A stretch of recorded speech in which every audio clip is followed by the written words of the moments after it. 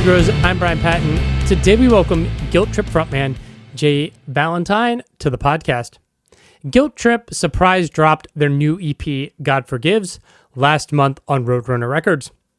The conversation focuses on the new EP as Jay talks about the decision to release these 3 tracks as an EP, how his religious background informs his lyrical ideas, how being signed to Roadrunner opens up the band's ability to create more freely, their experience touring in the United States for the first time, and more.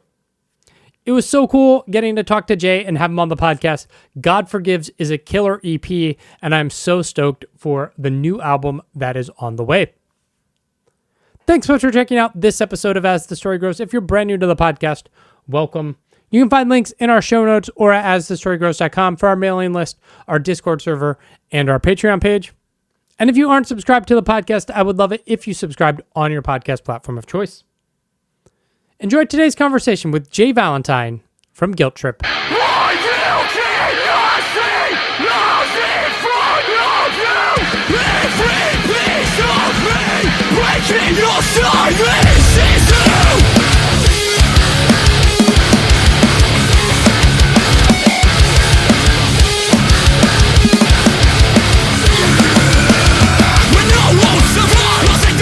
There's been a handful of bands kind of in the hardcore metal scene recently to surprise drop EPs the way you guys did.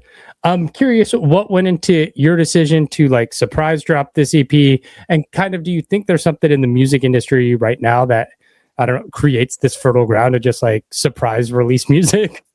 Honestly, because we the 3 tracks we recorded, we did them on their own, so we had a full record after the fact, and we were supposed to drip feed these 3, and then we just decided to just put them all on the same thing under the same roof, because we had this idea to do like a joint music video for 2 of them. Okay. So we'd have to release them both at the same time. So we just thought, let's just put it into an EP and go from there. But I feel like a lot of bands are doing it more nowadays, like surprise dropping, and I think it can go either way. You know, like it can just, you know, go past people, don't even realize it's come out, and then it can, you know, if it's getting a lot of attention and stuff, it can do really well. So it's a risk, but I think it's cool. I always like to see, like, you know, if a band I like drop something I didn't even know.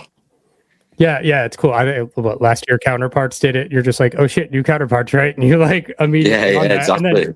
And then you guys do it this year, which is like, I don't know, it almost flies in the face of like the conventional music industry wisdom right now of just like release every track as a single before the album comes out to like build as much hype as possible. And I don't know, I like it where like all of a sudden you have, you know, 3 to 6 songs and you're just like, great, awesome. Yeah, I like it. It seems like we got to a point where everything had to be done a certain way, and like you say, all the singles and stuff to hit the algorithm properly. But there's so many different ways of doing things, so it's cool when a band does something different like that, and especially when they get sort of the props for it as well. People recognize it and notice, and like, you know, it's good to see, I think. Yeah. This EP is out on Roadrunner Records. What was the conversation like with the label? I know Roadrunner's, I mean, more of one of the bigger labels in the heavy music scene. Did they have any pushback or commentary on like wanting to surprise drop an EP?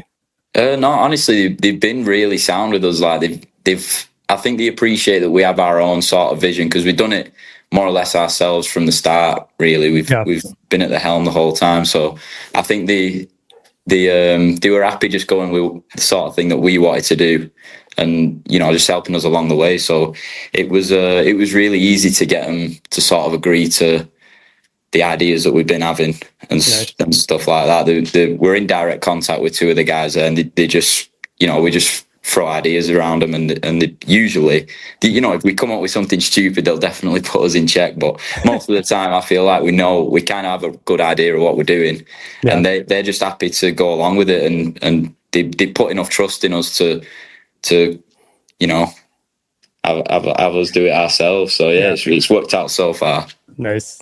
What led the band to Roadrunner? We've always listened to Roadrunner bands. Like growing up, you know, every band we liked was on Roadrunner, like Slipknot, Machine Head, all our biggest influences were on there. So it was always like a pipe dream kind of thing, you know. If we were ever talking about, oh, you know, one day maybe we'll get signed, it'd be like, we'd have never thought it'd be Roadrunner. So it was sick, because at first we heard from them a couple of years back when we first released Severance, and a couple of the guys got in contact with us and said like they liked it and stuff. So we knew from there was interest, and then it just sort of, it was like a snowball effect, I guess. It just kind of, the interest grew and grew as the band grew, and in the end, it was like, you know, they came to us with an offer, and I think they could have put anything there. We wouldn't have refused it, because, like I said, we all grew up listening to Roadrunner bands. It was like the label for us back in the day, you know, where when we first started listening to heavy music. So it was a no-brainer for us in the end. Yeah. Are there things they're bringing to the table that are, I don't know, helping? Obviously, having a label helps lighten the load from doing things independently yourself. But are there things that you're just like, okay, this is like a game changer for you as a band, being on the label? Oh, mate, there's so much stuff that, like, because beforehand, our guitarist Jack was sort of running the show. Like, everything would go through him, like, you know, the tours we were doing, the offers, doing our own tour, merch, every little thing, he was doing it all. So I think if you asked him that question, he'd be like, it's been life-changing for him, because he don't have to sit on his laptop all day, every day anymore. So but they do so much for us, in the sense that, like, you know, even when we have like little ideas about other things outside of releasing music, they're always down to help and contact people and put us on wherever we want to go, really. So it's been massive, because we've had labels before, like MLV Ltd did a lot of stuff, good stuff for us, but Roadrunner's just a different level. It's just like a worldwide entity, and it's you can really feel it when, you know, you have an idea that you think's way out of the realms of possibility, and suddenly they're like, oh yeah, we can work something out with that. So it's like it is life changing, really, especially in the sense that, like, it's changed the band completely. Like, we can do things that we couldn't have done before.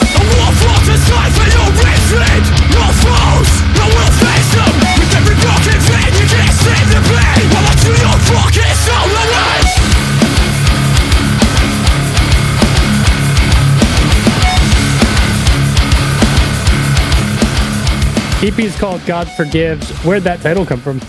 It's just one of the lyrics in the songs. The guy who recorded the music video for the Angel Eyes and Dirt, he's a good friend of ours. He's done a couple of videos for us, Luigi. And he was saying, when we had this idea to do the 2-track music video together, we were just sort of spitballing like ideas and stuff. And he said he wanted like an official title for it that wasn't just the name of the 2 tracks. And I guess that part of the lyrics just stood out to him, and I think it kind of suited the narrative quite a lot as well. So, you know, at first it was an idea. He was like, you know, something like God Forgives, and we were just like, well, just why not that? You know, I don't think we'll find something better than that. So it just came. It was his idea, and I think it suits it.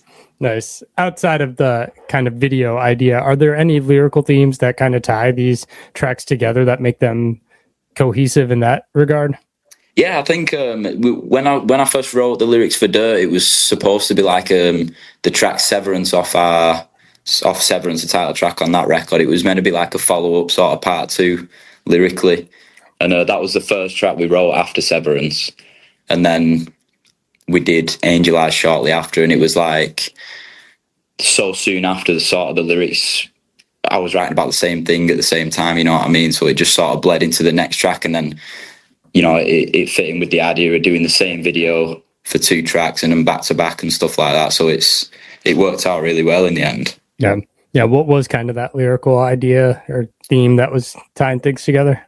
It's, I guess, like I've got quite a religious background, so a lot of I like to leave them open to interpretation, you know, because I understand not everyone's religious and not everyone has the same walk of life. So I like, you know, if someone can get something else from what I'm writing, because I'm not doing it so, you know, on the nose, then that's good for me. But for me, because I've grown up, you know, with religion all around me and stuff, it's something that's important to me when it's taken into a different realm of like I think it should be there to help people and help people throughout life, like guide people. And when it's taken and people take advantage of people who are, looking for faith and coming to faith, because it's usually like a last resort for a lot of people. So it's people who are vulnerable, and then you have these people who are just taking advantage of them, extorting them in whatever way. That's sort of what the lyrical theme was about. And it was like that on Severance as well, some of the tracks. So it was more like a follow on, because we wrote it quite soon after. So I was still sort of in that headspace writing sort of similar stuff. Yeah.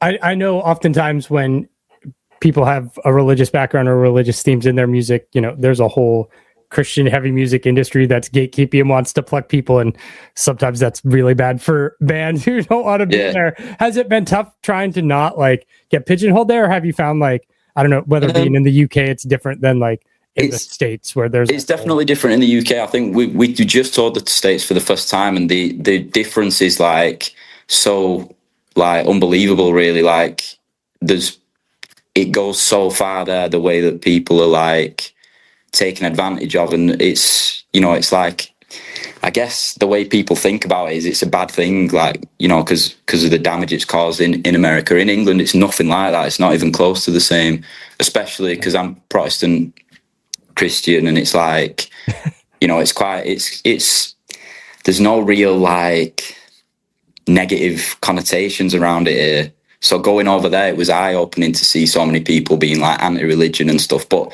again, like understandably so as well. But for us, we're not a religious band. I'm the only one in the band that's religious. Yeah. So, but when people say we're a Christian band and stuff, we just sort of go along with it, laugh along with it, because it don't make a difference to us if people think we are or not. If someone wants to judge us on that, then it's their choice. But we're not a religious band. Just me that's religious here. Yeah, it kind of informs your lyrical process, and like I mean, Thrice was the same way, right? Like for a long time there. Exactly. Yeah. Or like, I mean, I think there's Kill Switch lyrics where you could point and be like, there's some undertones there. Exactly, you can find it anywhere, and I think people love to listen to it, but not really hear what they're saying. You know what I mean? And then suddenly they realize, someone else tells them, "Oh, that like this is a religious song or a religious band." They're like, pissed off that they've been jamming it so long. Yeah. But realistically, there's nothing wrong with it, as long as you're doing right by it, which I think is the grey area, isn't it? What people think is right and wrong when it comes to religion. Yeah. You mentioned these 3 songs were kind of separate from this full length you've been writing. Is that plan for an album to be out sometime later this year, or just, I don't know, touring and then like kind of seeing how things work with Roadrunner for releasing a full length? Yeah, well, we've had this album sort of ready to go now, so we're about to release it. I don't know if the announcement of the album will be after this goes live. Yeah. So maybe I'm giving people too much information, but we have got an album coming out. Those 3 songs will be on it, and we'll be announcing it sort of the end of this month. Okay. So in a couple of weeks, we'll have that announced. We wrote these 3 tracks and then recorded them, and we were planning on, because we did last time the same, where we wrote a couple, recorded them, and then drip fed them out while we were writing the rest of the record, and then those tracks appeared on the record. We were going to do the exact same thing here, but then it just made sense to have the little EP thing to tie people over until we announced the big one. Yeah. You guys have a few UK dates coming up here before heading stateside again. With the last time being your first time in the States, were there things about touring in America that kind of shocked or surprised you, or like that were just different? You know what? No, we sort of had a feeling what it'd be like. We've heard from like some of our friends in other bands that they didn't like it and stuff, bands from the UK. So we were sort of like, but then our American friends were always like, "You're going to love it here." So we were kind of on the fence, but deep down, I think we knew we'd enjoy it to some extent. Yeah. And then as soon as we got there, there was like, it was just crazy. It was so like us coded, like we just loved every minute of it. It was sick. Even the driving, like we enjoyed every aspect of the tour. It's the most fun tour we've done easily. Nice. And it went by so fast. It was the longest we'd done. It felt like 2 weeks. It was 6 weeks. Yeah. But we loved every second of it.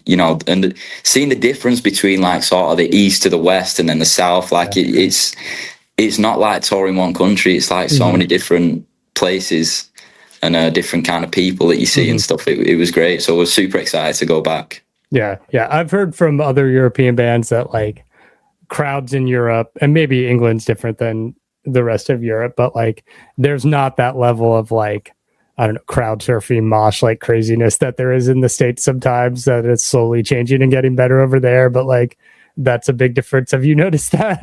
Yeah, the crowds were definitely different. I feel like it was tough to sort of gauge because every show was pretty much barriered, so we didn't really get to have many stages. There was like 2 or 3 shows that didn't have a barrier, so there was no like real opportunity to get stage dives and mic grabs and stuff. But the crowds were crazy, dude. Like, you know, they were like some of our best shows ever were on that tour, definitely. Yeah, as a photographer, sometimes I dread going to a show. There's no barrier, and I'm like, fuck. Yeah, you're just stuck in the pit there. Yep. It's gonna be one of those days.